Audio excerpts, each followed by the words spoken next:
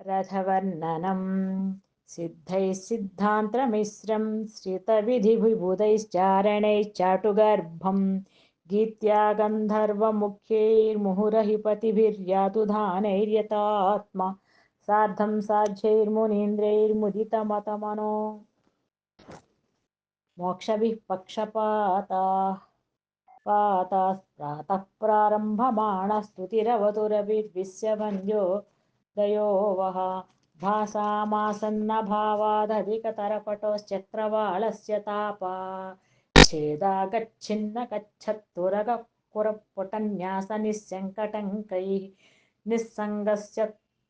निस्सङ्गस्यन्दनाङ्गभ्रमणनिकषणात् पातु वस्त्रिप्रकारम्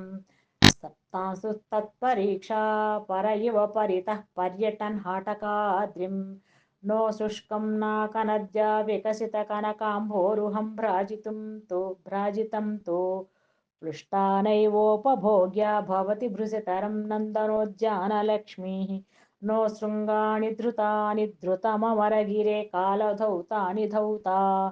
निर्धं धामज्जुमार्गे द्रमयति नरयति दयया यत्र सोऽर्कोऽवताद्वः धान्तस्यैवान्तहेतुर्न भवति मलिनैकात्मनः प्राक्मनोऽपि प्राक्पादोपान्तभाजां जनयति न परं पङ्कजानां प्रबोधं कर्ता निःश्रेयसानामपि न तु खलु यः केवलं वासराणां सोऽव्यादेकोद्यमेच्छा विहितबहु बृहद्विश्वकार्योऽयमावः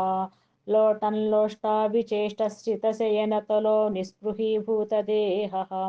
सन्देही प्राणितव्ये सपदि दशदिशः प्रेक्षमाणोऽन्धकाराः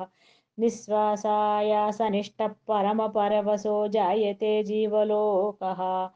शोकेनेवान्यलोकानुदयकृतिगते यत्र सोऽर्कोऽवताद्वः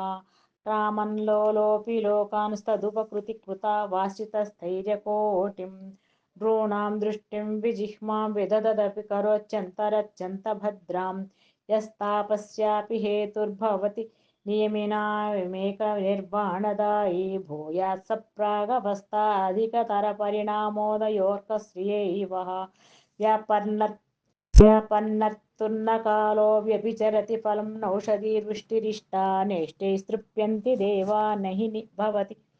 हि वहति मरुन्निर्मला भानि आशा शान्तानभिञ्जं च वधिमुदधयो बिभ्रति क्ष्मा भूतक्ष्माम् यस्मिंस्त्रैलोक्यमेवं न चलति तपतिस्तास्तसूर्यै श्रियैवः कैलासे कृत्तिवासा विहरति वरहत्रासदेहोडकान्तः श्रान्तस्येते महाहावधि विना छद्मना पद्मनाभः योगोद्योगैकतानो गमयति सकलं वासरं स्वयंभू भूरित्रैलोक्यचिन्ता भृतिभुवनविभौ यत्र स्वांसवो व्यात् एतज्जन्मण्डलं खे खपति दिनकृतस्ता रुचोर्चिषियानि ज्योतन्ते तानि सामान्ययमपि पुरुषो मण्डलेणुर्यजूंषि एवं यं वेद वेदत्रितयमयमयं वेद वेदी समग्रो वर्गः सर्गापवर्गोपकृतिरविकृतिः सोऽस्तु सूर्यश्रियैवः